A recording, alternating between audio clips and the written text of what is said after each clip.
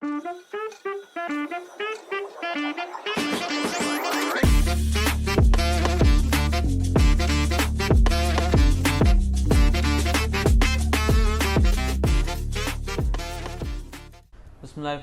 वालेकुम एवरीवन, मैं हूं विशाल शाकिर। और मियाँ साहब के साथ कई बार मुझे ऐसा शर्फ होता है कि हम बहुत ज़्यादा ब्रेनस्टॉर्मिंग करते हैं किसी टॉपिक पे। और आज भी एक बहुत ही इंटरेस्टिंग बेल मैटर के ऊपर हमारी ब्रेनस्टॉर्मिंग हो रही थी, जिसके ऊपर कुछ नए कॉन्सेप्ट्स हमारे पास है और कुछ question of law mode points भी उसके अंदर सामने हैं। तो हमने सोचा कि इस पर एक वीडियो बनाते हैं और आप लोगों के साथ भी शेयर करते हैं। मेरे साहब, आप बताइए कि अभी बड़ी मज़ेदार इंटरेस्टिंग डिस्कशन और थी, और मुझे तो वाकई में शर्फ मिलता है सीखने का। तो मैंने कहा हमारी पब्लिक भी कुछ इस डिस्कशन से सीखे। यार विशाल, एडवोकेसी बहुत कमाल की चीज बिल्कुल। है। You learn every other day. अच्छा, ये टॉपिक ऑडियंस की आसानी के लिए बेल से रिलेटेड है। बेल पे हम ऑलरेडी काफी डिटेल वीडियो कर चुके हैं। बट पिछले कुछ अरसे से, और ये मेरा अपना जाती तौर पे मानना है, कि अगर आप इंडियन सुप्रीम कोर्ट या उनकी रिस्पेक्टिव हाई कोर्ट्स की जजमेंट को देखें ना, तो वहां बेल के ऊपर बड़ा कंसिस्टेंट और परसिस्टेंट व्यू मिलेगा। बट हमारे यहाँ जब आप पाकिस्तान के क्रिमिनल लॉ की जुरिस्प्रूडेंस को एवेल्युएट करते हैं, तो I must confess to the fact कि ये मोम की नाक की तरह चारों सूबों के अंदर बेल की प्रैक्टिसेस ऑल टुगेदर डिफरेंट है। इवन हाई कोर्ट्स के अंदर जो जजेस बैठे हुए हैं, एक जज की ओपिनियन दूसरे से इतनी कॉन्ट्राडिक्टरी है कि हम लोग पिटिशन फाइल करते हुए इस बात की दुआ मांग रहे होते हैं कि हमारी पिटिशन इन जज साहब के पास चली जाए, क्योंकि इनका व्यू इसके ऊपर ये और हमें वैसा रिलीफ चाहिए जी। तो इसी दौरान अभी सलमान साहब ने एक जजमेंट मेरे साथ शेयर की थी, और उसको पढ़ने के बाद हम सारों ने मिलकर उसके ऊपर जरा रिसर्च करनी शुरू कर दी। Plus we encountered something in a court of law today.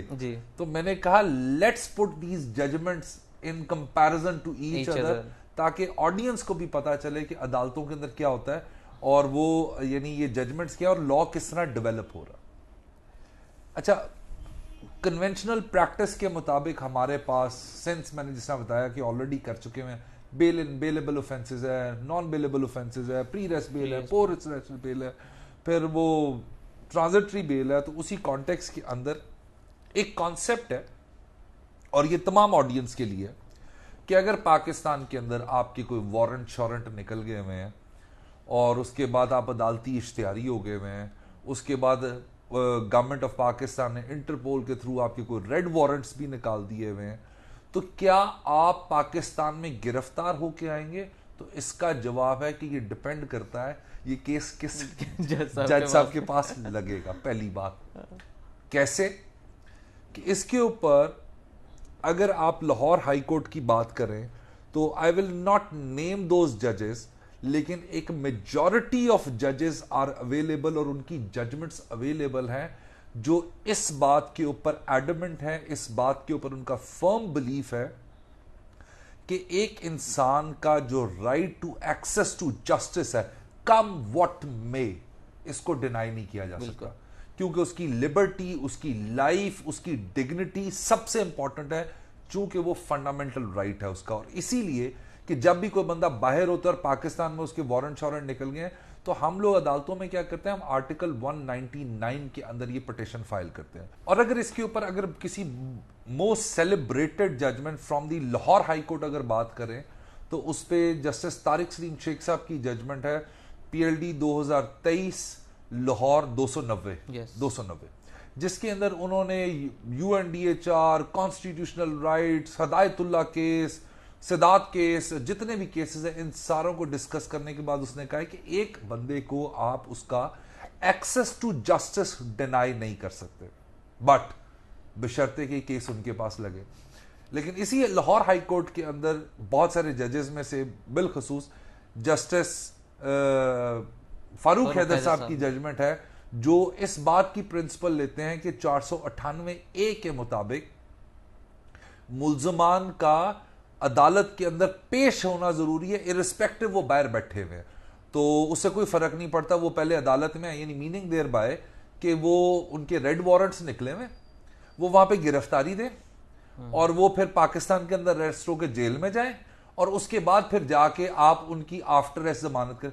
Then what is the concept of article 199 article 9, article 14, article 25, जिसके ऊपर सुप्रीम कोर्ट से लेके नीचे तक की जितनी भी तमाम जजमेंट्स हैं, और अगर आप एक क्रॉस प्रोविंशियल देखा जाए तो इसके ऊपर इस्लामाबाद हाई कोर्ट से जस्टिस बाबर सत्तार साहब की जजमेंट है, जस्टिस मियां गुल हसन साहब की जजमेंट है, उसके बाद क्या कहते हैं जहांगीरी साहब की जजमेंट्स हैं, जो कि इस बात के ऊपर है कि यार एक बंदा पाकिस्तान आके कोर्ट ऑफ लॉ को फेस करना चाह रहा है, how can you deny that कि उसके पास। और सबसे बड़ी बात, जब आर्टिकल 199 के अंदर आप जाते हैं तो इसको कैटेगराइज किया जाता है transitory protective bail, it's not a pre arrest bell.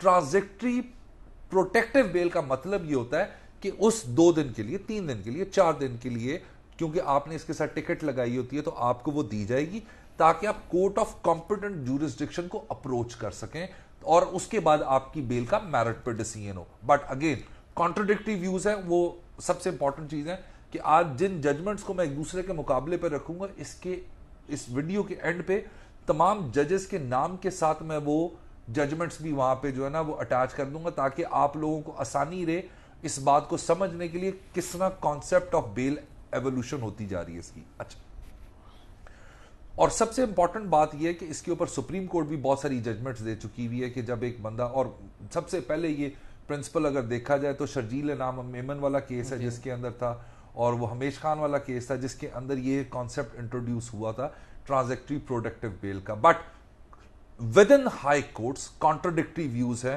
तो उस वक्त आपकी कोशिश ये होती है कि आपको मुकदमे पे के मेरिट से ज्यादा मसले के ऊपर दुआ मांगनी चाहिए कि आपका केस किसके पास लगे।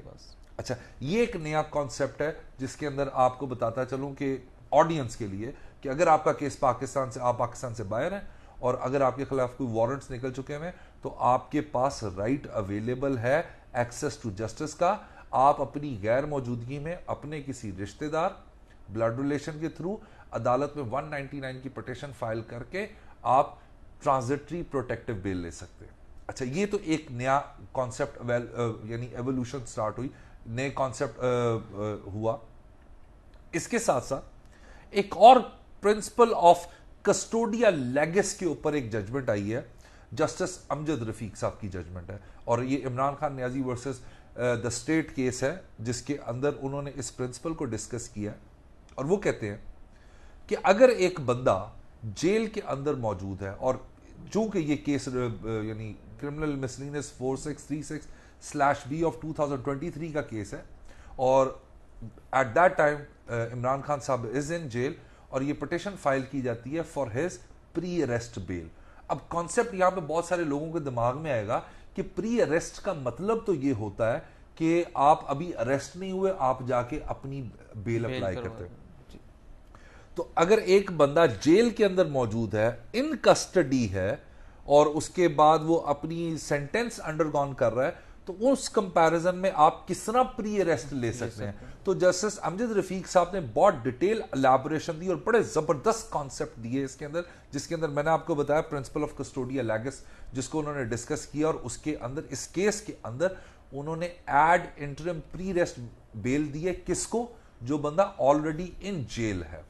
अच्छा, अगर ये बात इसी तरह है तो इसके कंपैरिजन में एक और जजमेंट है, ये जजमेंट है जस्टिस असद जवेद गुराल साहब की, शहीदा बीबी बनाम आईजीपी। इसके पैरा 9 क्लॉज 1 के अंदर जस्टिस गुराल साहब लिखते हैं कि जब अगर किसी बंदे को, और इसके अंदर बड़ी कमाल की उन्होंने गाइडलाइंस प्रोवाइड की हैं जस्टिस गुराल ने, वो कहते हैं कि पैरा 9 के अंदर वो कहते हैं कि जब अगर किसी बंदे को आपने किसी एक मुकदमे में गिरफ्तार किया है और उसके खिलाफ मल्टीपल और एफआईआर दर्ज हैं, तो प्रिजम्पशन ऑफ लॉ ये है कि वो तमाम की तमाम एफआईआर के अंदर गिरफ्तार है। अच्छा, तमाम की तमाम एफआईआर के अंदर वो गिरफ्तार है, दैट मींस अब गिरफ्तारी के लिए जो असूल है कि आपको फॉर्मल अरेस्ट जो है उसका दरकार होता है for the purposes of interrogation और investigation.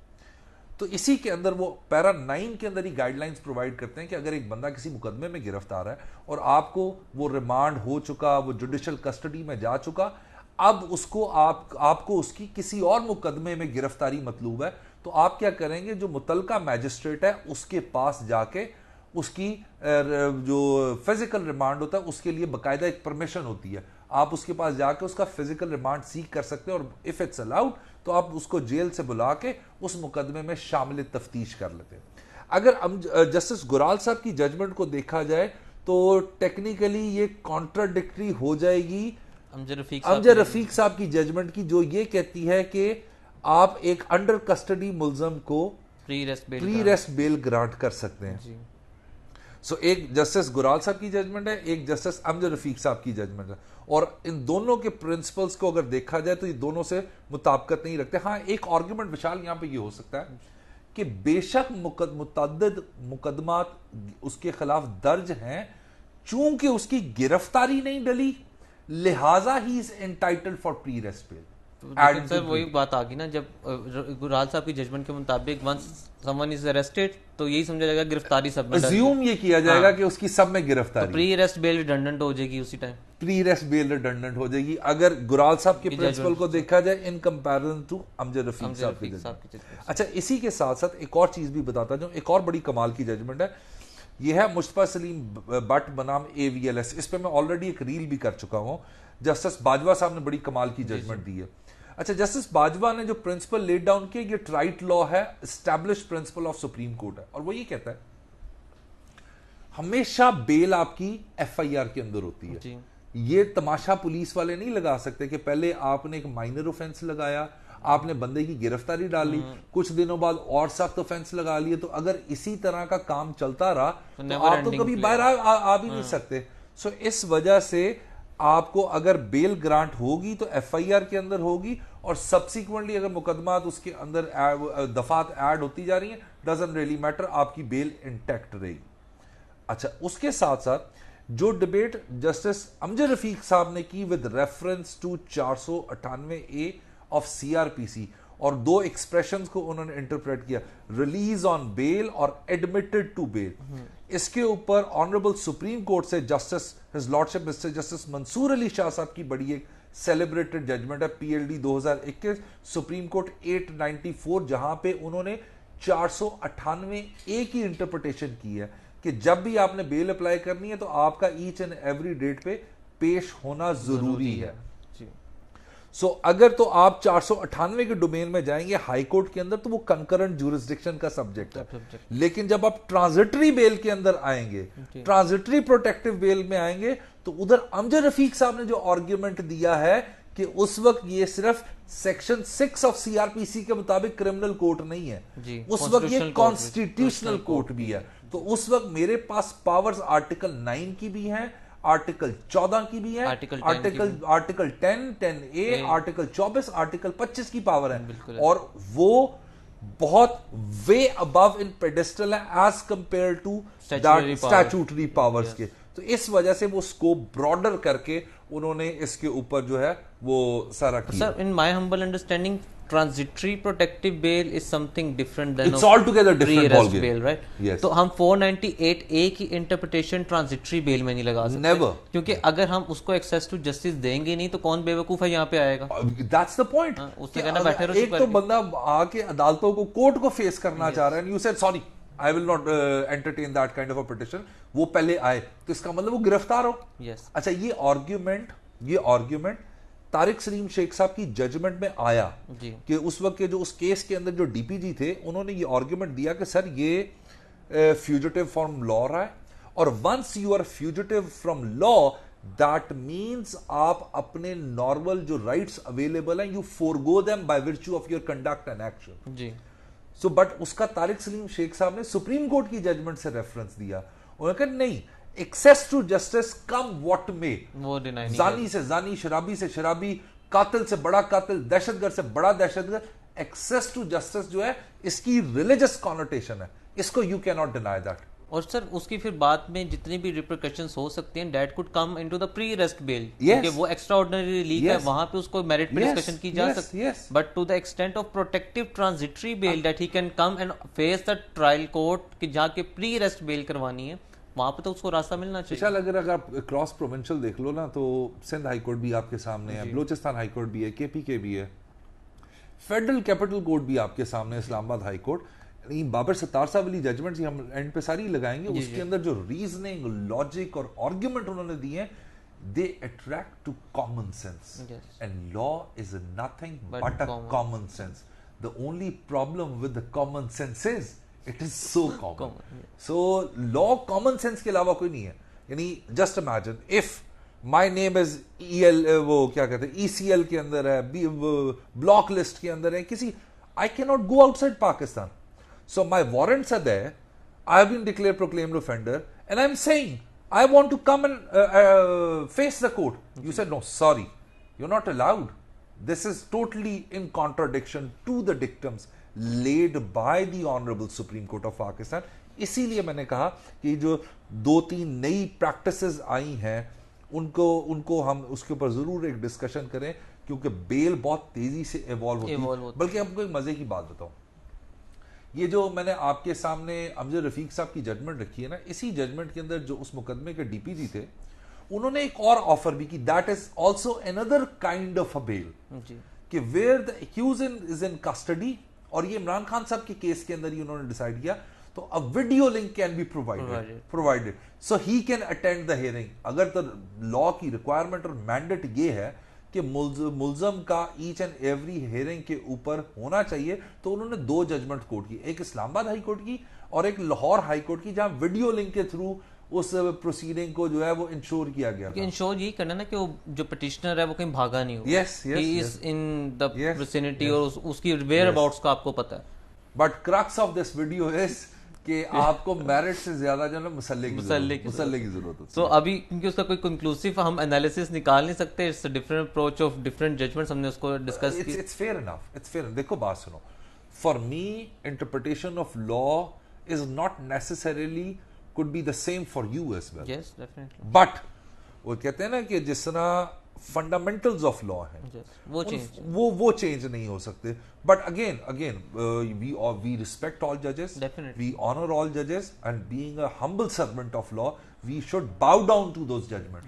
And we are talking about these different views because they are public documents. Yes. So we have no any. और इस वीडियो का मकसद भी हमारा एक मोड पॉइंट पे डिबेट का है कि थोड़ा फ्रूट फॉर थॉट मिले, कि हो सकता है कोई हमें ज्यादा कमेंट्स में हमारा कोई व्यूअर ऐसी कोई बात बता सकता है जो हमें भी ना पता हो. तो सबसे बड़ी बात विशाल, देखो हम लोग प्रैक्टिसिंग लॉयर्स हैं ना, तो हम कोई जाके अब के लॉ कॉलेजों में पढ़ाते हैं ना, कोई हम टीचर्स हैं. एक हम्बल आपने छोड़ दी, मैं फिर भी चला जाता. हम्बल सर्वेंट ऑफ लॉ है. और इस वीडियो से बहुत सारे जो पाकिस्तानी ओवरसीज बैठे हुए हैं, जो राइटली और रॉन्गली किसी मुकदमे के अंदर उनके वारंट वगैरह निकल गए, so awareness should be there कि don't worry, there is judgments available of the honorable superior courts whereby come what may, access to justice can never be denied. Sir, thank you so much. और last हम note पे and करेंगे video कि no दाई जज. Yes. Before filing any petition, no दाई जज. But it's not in your control. It's not in your control. But जब आपकी petition लग जाती है तो नो के आपके जो सामने प्रिजाइडिंग ऑफिसर हैं उनका पॉइंट ऑफ व्यू क्या है, and we respect all the point of views और ऑल द जजेस. तो फिर भी आपको पता होना चाहिए कि कौन से जज जो हैं वो किस पॉइंट ऑफ व्यू के ऊपर आपकी पिटीशन को लेकर चलेंगे. ये जो मैं केस लॉज एंड पे लगा रहा हूँ ना, ये इसीलिए लगा रहा हूँ कि अगर आपके पास इस किस्म की कोई प्रोपोजिशन आए तो उसको आपने किस केस लॉ की रोशनी में डील कर. और ये हमारे प्रैक्टिसिंग लॉयर्स को बड़ी बेनिफिशियल होगी कि जिसकी कल अगर अमजद रफीक साहब के पास बेल लगी हुई है तो वो पढ़ सकता है. अगर फरूक हैदर साहब के पास है तो उनको ही पता है कि उनका व्यू किस तरह का है, तो उसको उसके मुताबिक अपने आर्गुमेंट्स को फॉर्मुलेट किया जा सकता है. Sir, thank you so much and thank you to the viewers. Stay tune. अल्लाह हाफिज़. मैंने आप सब लोगों के लिए पावर पॉइंट भी कंपाइल कर दिया जिसके अंदर सारा लेटेस्ट केस लॉ मैंने डिस्कस किया अपनी इस वीडियो के अंदर. सबसे पहले मैं देखता हूँ ये आपके सामने ट्रांजिटरी/प्रोटेक्टिव बेल है. इसमें सबसे कमाल की जजमेंट जो है वो है his lordship mister justice Tariq Saleem Sheikh sahab की 2023 PCRLJ लाहौर 290, जिसके अंदर उन्होंने आर्टिकल 9, आर्टिकल 10, आर्टिकल 14, आर्टिकल 25 पे अगर किसी बंदे के वारंट निकल आए हैं, रेड वारंट निकल आए हैं, इंटरपोल के वारंट निकल आए हैं, तो वो ये पिटिशन फाइल कर सकता है जिसको ट्रांजिटरी प्रोटेक्टिव बेल होता है. और याद रखिएगा ये बिल्कुल भी प्री रेस्ट बेल नहीं होती, ये सिर्फ आपको एक्सेस टू जस्टिस के लिए. इसी जजमेंट का जो कॉन्ट्रडिक्टरी व्यू है जिसके अंदर नहीं ग्रांट करते वो his lordship mister justice Farooq Haider sahab है, और वो आबिद फारूक वर्सेस FOP है 2023 PCRLJ लाहौर 678 है. और ये नहीं जस्टिस फारूक हैदर इस पे क्लियर है कि जी नहीं ग्रांट करनी चाहिए. फिर उसके बाद जस्टिस अमजद रफ़ीक साहब ने एक release on bail, admitted to bail और कस्टोडियल लेगस का जो प्रिंसिपल है 498 के अंदर उन्होंने ये जजमेंट दी है, जो Imran Ahmad Khan Niazi versus the state है 2024 LHC 2349। अच्छा, जब यहाँ LHC लिखा हुआ तो याद रखिएगा ये जो है लाहौर हाई कोर्ट की वेबसाइट पे जजमेंट अवेलेबल है। फिर जस्टिस अली ज़िया बाजवा साहब की बड़ी कमाल की एक जजमेंट आई है कि बेल FIR में होती है, ऑफेंसेस में नहीं होती, और उसमें Mustaba Saleem Bhatt versus incharge investigation AVLS है PLJ 2024 लाहौर। नेक्स्ट स्लाइड के ऊपर आएंगे तो ये जो असद जवेद गुराल साहब की जजमेंट है, ये भी लाहौर हाई कोर्ट की वेबसाइट पे अवेलेबल है, और ये कहती है कि अगर आपको एक FIR के अंदर अरेस्ट किया तो प्रजम्पशन ये है कि आपकी तमाम FIRs के अंदर गिरफ्तारी डल चुकी हुई है। फिर उसके बाद जस्टिस मंसूर अली शाह साहब ने वे बैक इन 2021 जो 498A की इंटरप्रटेशन की, उस पर बड़ी कमाल की जजमेंट है। हदायतुल्लाह केस ऑनवर्ड्स उन्होंने सारा डिस्कस किया हुआ है। और ये जो मैंने आपको बात की है bail petition hearing through video link, इसके लिए आपको अमजद रफ़ीक साहब की जजमेंट पे जाना पड़ेगा। वहाँ पे इन केसेस का रेफरेंस है दो, एक इस्लामाबाद हाई कोर्ट का और एक लाहौर हाई कोर्ट का। Thank you.